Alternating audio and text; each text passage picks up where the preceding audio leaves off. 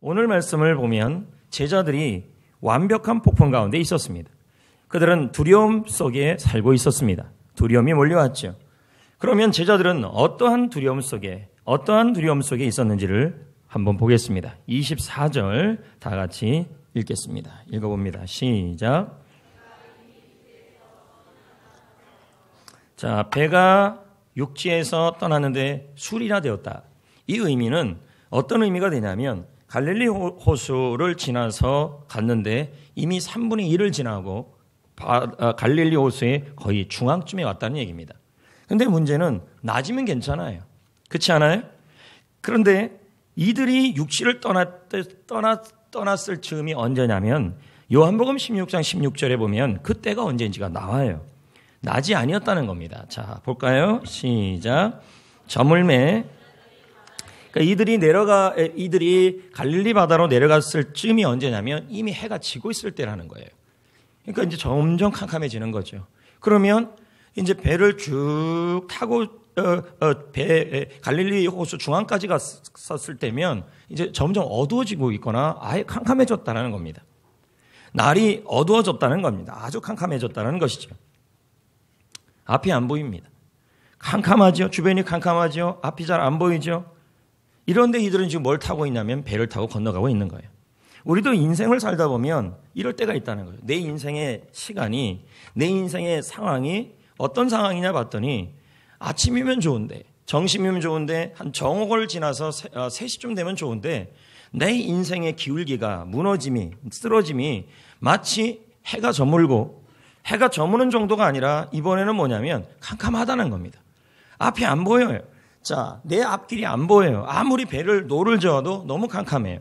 만약에 그 배에 불빛이라도 좀 많은 불빛이라도 있었으면 덜 두려웠을 겁니다. 그런데 문제는 누가 그 배를 타고 가라고 하셨냐면 예수님이었거든요. 예수님이 뭐라 그랬냐면 그 배 타고 저쪽으로 넘어가라는 말이 나와요. 자, 이 본문에는 안 나올 수가 있죠. 그러나 마가복음, 누가복음, 요한복음에 보면 이런 구절들이 나와요. 예수님이 가라 그랬다는 거예요. 근데 참 재밌는 것은 예수님이 인도하는 길이 어떤 길이었냐면 캄캄한 길이었다는 거죠. 예수님이 인도하는 길이 너무 두려운 길이었다는 거예요. 여러분도 한번 생각해 봅시다. 지금의 나의 현실이 어떠냐는 거죠. 마치 이 제자들처럼 인생의 일몰 시간을 지나서 캄캄한 가운데 있어요. 그런데 나는 지금 인생의 배를 타고 가고 있는데 앞길이 안 보여. 너무 내 주위가 캄캄해서. 그런데 문제는 그 길이 주님을 따라가는 길이고 주님을 인도하는 길인데 너무 캄캄하다는 거예요. 이때 우리는 무슨 생각이 드냐면 내가 제대로 가고 있는가? 내가 제대로 인생을 살고 있는가? 이런저런 이유 때문에 두려워진다는 겁니다. 그런데 제자들에게 두려움을 주는 일이 또 일어났어요. 너무너무 캄캄한데 엎친 데 덮친 격으로 이번에는 어떤 일이 일어났냐면 24절을 보겠습니다. 읽어봅니다. 시작. 자, 중앙까지 왔죠? 그렇죠? 어둡죠? 근데 그 어두운데 뭐가 일어났어요? 바람이 일어난 거예요. 물결이, 파도가 너무 높게 일어난 거예요. 고난을 당했더라. 캄캄한 상황이에요. 근데 그 캄캄한 것도 힘들어서 겨우겨우 무서워서 차곡차곡 이렇게 젖고 있는데 앞이 안 보여요. 어느 길로 가야 끝인지도 잘 모르겠죠. 그런데 거기에다가 뭐가 일어나냐면 큰 바람이 일어나서 파도가 불기 시작한 거죠. 얼마나 무섭겠습니까? 그럼에도 불구하고 제자들은 어떻게 했습니까? 노를 계속 저었죠. 안 보여도 노를 젓고 캄캄해도 노를 젓고 큰 바람이 불어도 노를 진 거죠. 제자들의 배는 전복할 상황에 처해졌어요. 숨도 못 쉬겠죠. 아무 생각이 안 나요. 이러다가 정말 큰일이 일어나지 않을까에 대한 두려움이 생기는 거죠. 이런 걸 뭐라 그럴까요? 우리가 서두에 얘기했던 완벽한 폭풍이죠. 합쳐진 거죠. 자, 우리는 이렇게 두려움의 대상들이 있다는 겁니다. 그러면 우리는 살다 보면 앞길이 안 보여서 두렵고 캄캄해서 두렵고 내 인생이 내리막길이 되어서 어떻게 살아가야 좋을지 몰라도 두렵고 갑자기 큰 바람 같은 인생에 내가 감당하지 못할 일들이 일어나면 두려움이 오는 겁니다. 문제는 이런 두려움은 나쁜 두려움이라는 거예요. 이런 두려움을 그냥 내버려 두면 여러분에게 좋은 결과를 미치지 않는다는 겁니다. 그러나 좋은 두려움이 있습니다. 그건 누구에 대한 두려움일까요? 여호와입니다. 하나님을 두려워하는 건 좋은 두려움입니다. 이걸 우리는 뭐라 그러냐면 경외입니다. 이건 좀 이따 설명을 하겠습니다. 그러나 지금 말한 환경, 귀신, 사람, 질병, 죽음, 하나님이 버렸다는 두려움, 그리고 고난, 이런 두려움을 여러분이 계속 두려워하는 것은 여러분의 인생에 절대 유익이 없습니다. 왜요? 그 두려움의 결과가 무너짐이기 때문입니다. 나쁜 두려움은요. 30절, 환경에 두려움이 있습니다. 바람, 맞습니까? 그 바람을 보고 뭐 했어요? 두려워했죠? 결과가 뭐예요? 물에 빠졌잖아요. 두려움을 그대로 두면 인생은 이렇게 무너지는 것입니다. 그래서 히브리서 2장 15절에도 성경 말씀에도 하나님은 말씀합니다. 무서워함으로, 두려워함으로, 내가 환경을 두려워하면 한평생 그 두려움 대상에 뭐가 된다는 거예요? 내가 뭐가 돼요? 종이 돼요. 노예가 된다는 거죠. 환경이 무섭고 고난이 무섭고 질병이 무섭고 마귀가 무섭고 사람이 무서우면요, 그 무서워하는 대상에 평생 종이 되고 결국은 그 사람, 그 두려워한 일이 여러분의 인생을 무너뜨린다는 거예요. 그런데 우리가 진짜 두려워해야 될 대상은 있어요. 그게 누구예요? 하나님이에요. 하나님을 두려워하셔야 합니다. 하나님을 두려워한다는 말은 하나님을 경외하는 거예요. 하나님을 경외하는 자는 두려움을 내쫓을 수가 있어요. 아멘. 그래서 우리는 사람을 무서워하고 환경을 무서워하는 것이 아니라 하나님을 두려워하면 돼요.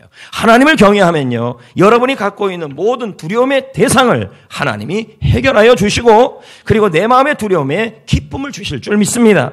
그래서 우리는 하나님을 알아야 해요. 하나님을 아는 거, 이게 바로 경외예요.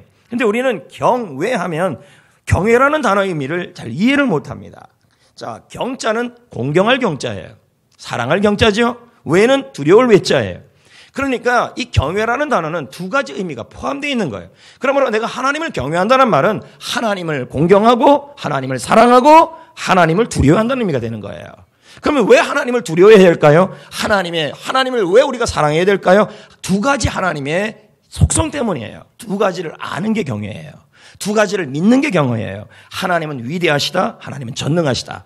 하나님은 선하시다. 이걸 우리말로 바꾸면요, 하나님은 나를 사랑하신 하늘 아버지이시다, 이 말이에요. 이 두 가지가 다 알고 있어야 뭐가 생겨요? 마음에 두려움이 없어져요. 그러니까 다니엘이 그런 말을 하잖아요. 하나님을 아는 자는 용맹하다. 하나님을 알아야 돼요. 그러면 두렵지가 않아요. 그럼 먼저 한번 봅시다. 하나님은 어떤 분이십니까? 전능하신 하나님이십니다. 위대하신 분이십니다. 25절을 읽겠습니다. 다 같이 읽어요. 시작. 밤 사경에, 자, 밤 사경은 뭐예요? 새벽이에요. 새벽 한 3시가 된 거죠. 안 무서워요?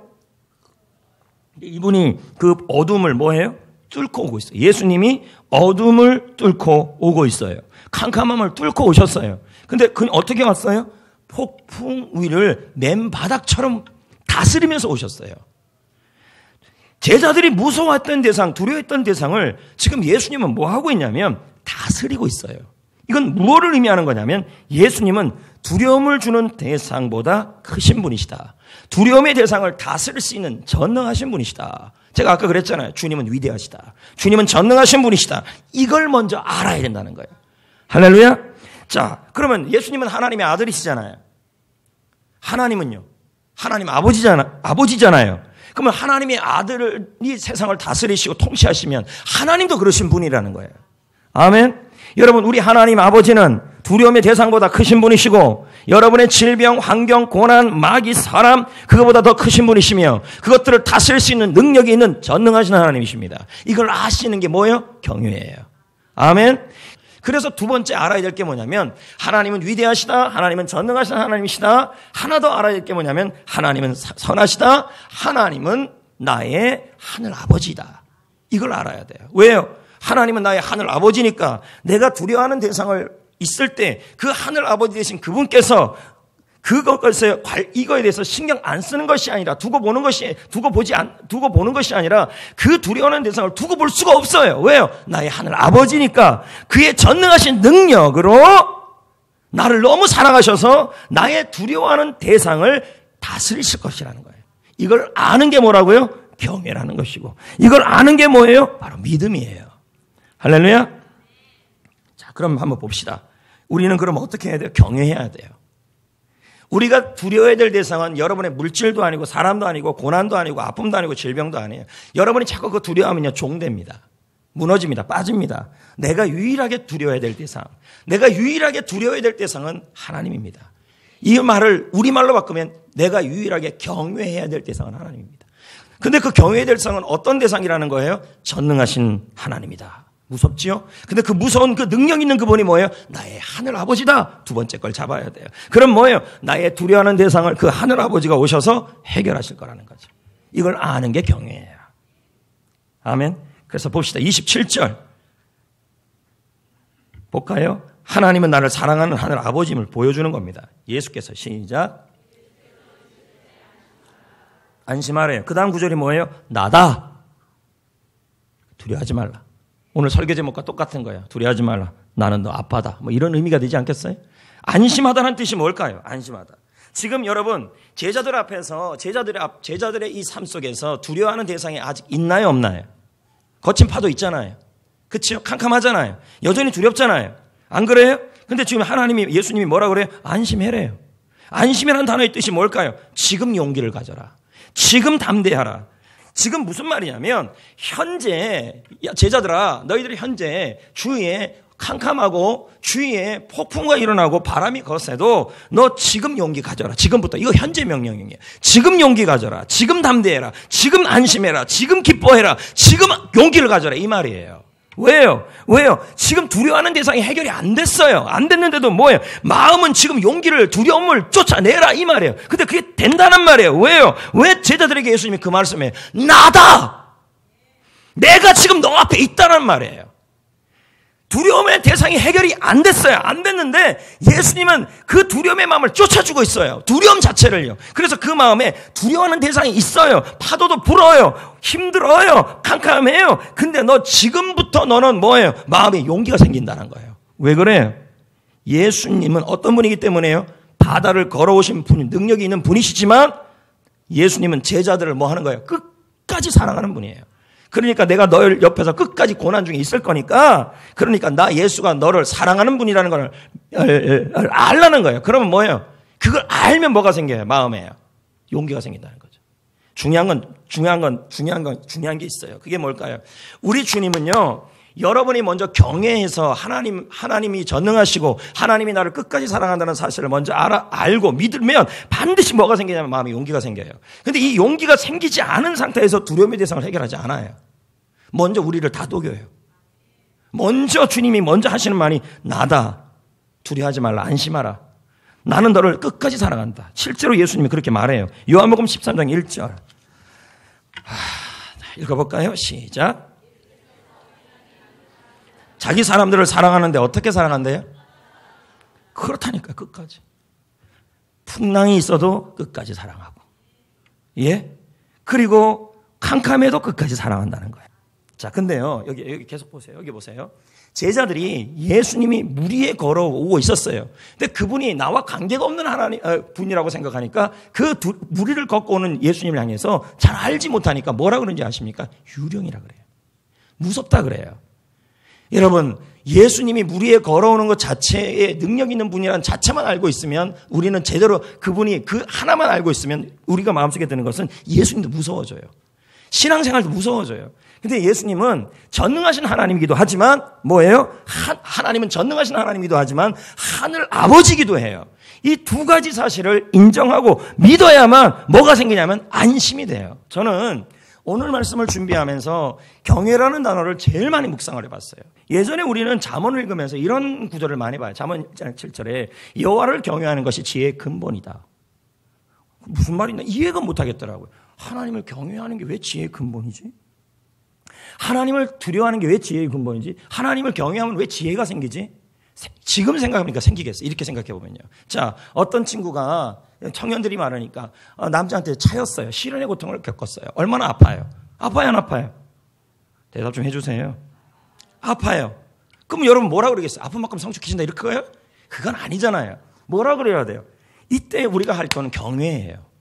뭐라 그래야 되냐면 이 아이 입장에서는 이제 연애가 무섭고 여자가 무섭고 남자가 무서운 거예요. 그럼 뭐 해야 되냐면 이때 해야 될 것은 경외하셔야 돼요. 하나님을.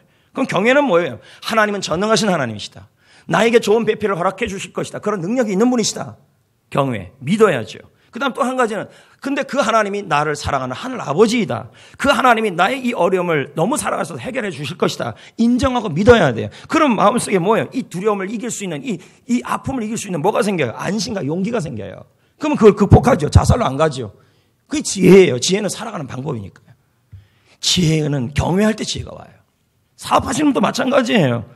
사업에 어려움이 당할 때 하나님에 대한 경외감이 있으면 하나님에 대한 경외감이 있으면요 그 사업을 극복해내요. 왜? 하나님이 이 사업의 문제를 해결할 능력이 있다. 근데 그 하나님은 나의 하늘 아버지이시다. 나는 그 하나님을 알고 믿을 거다. 그럼 뭐예요? 용기가 생겨요. 쓰러져 있지 않아요. 용기가 생겨야 살아날 일이고 기적이 일어나는 전조가 뭔지 아세요? 안심과 용기예요. 경외감이 생겨요. 그래야 기적이 일어나요. 잠언을 한번 볼까요? 경외하는 자에게.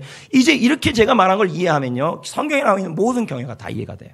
하나님은 위대하시다. 전능하시다. 하나님은 나의 하늘 아버지시다. 나를 너무 사랑하신다. 나는 하나님의 자녀이다. 이걸 나는 인정한다. 이게 경외예요. 이걸 나는 믿는다. 그럼 경외하는 자가 되잖아요. 그 위에 나와 있는 모든 경외하는 자에 대한 대답과 해답은 다 이해가 돼버려요. 한번 봅시다. 잠언 14장 26절. 여호와를 뭐 하는 자는?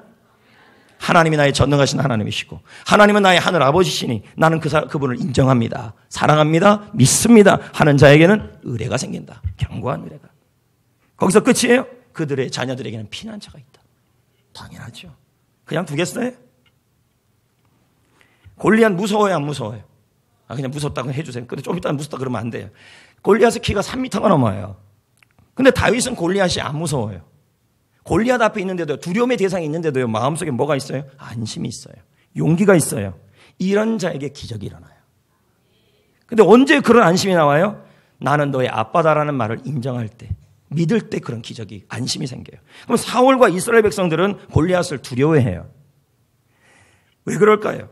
우리보다 크고 우리보다 힘이 세고 우리보다 무기가 더 많고 우리보다 더 감당하기 어려운 대상이면 내가 감당이 안 되면 우리 마음속에 오는 게 두려움이에요. 문제는 그 두려움을 그대로 두시면 여러분의 인생에 백해무익하다는 거죠. 하나님을 경외하는 사람은 두 가지예요. 하나님을 아시는 사람은, 하나님을 믿는 사람은 하나님은 전능하신 하나님이시다. 하나님은 나의 하늘 아버지다. 한 문장으로 만나면 하나님은 전능하신 나의 아버지이시다. 이 말이에요. 그것을 뭐 하는 자는요? 인정하는 자는, 믿는 자는요, 자신하고 골리앗을 비교하지 않아요. 골리앗하고 하나님을 비교해요.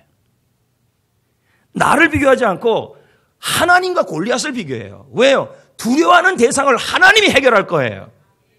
뭔 말인지 이해되시겠어요? 근데 그러기 전에 이 하나님에 대해서 내가 뭐 하냐면 알고 인정하는 그 마음이 먼저 시작되어야 돼요. 그래야 내 마음에 안심이 와요. 그럴 때 하나님이 골리앗을 무너뜨린다니까요. 먼저 경외하셔야 돼요. 먼저 믿어야 돼요.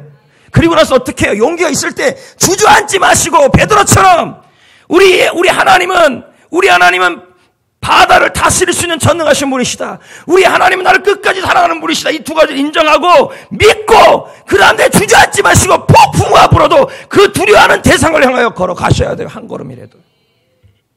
그러면 기적이 일어나요. 물이 반석이 돼버려요. 여러분 믿음 생활에 제일 중요한 게 뭔지 아십니까? 두 걸음이 아니에요. 한 걸음이에요. 왜 이 한 걸음이 어려운지 알아요?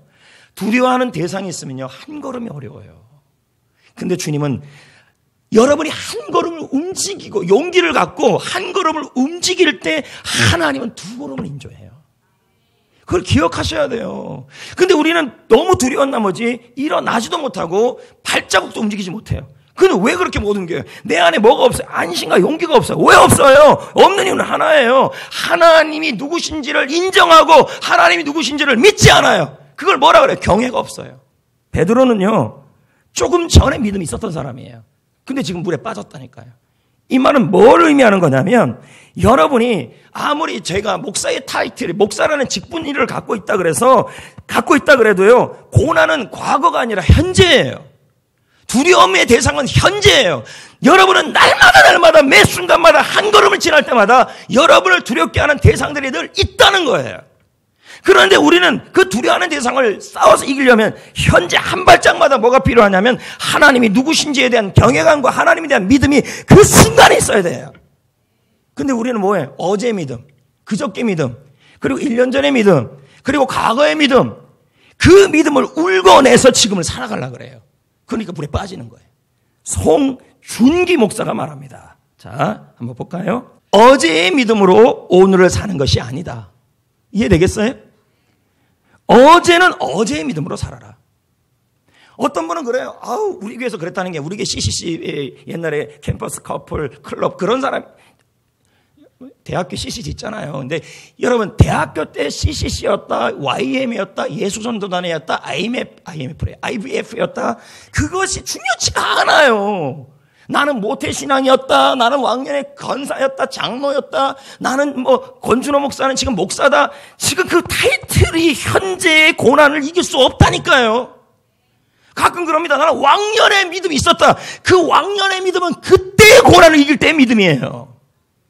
지금은 지금의 믿음이 필요하다니까. 자꾸 이상한 소리를 내요. 신앙생활은요, 여기를 챙적하는 것이 아니라 나의 인생의 실전이에요. 계속 볼래요? 오늘은 오늘의 믿음으로 살아야 한다. 내일은 내일의 믿음으로 살아야 한다.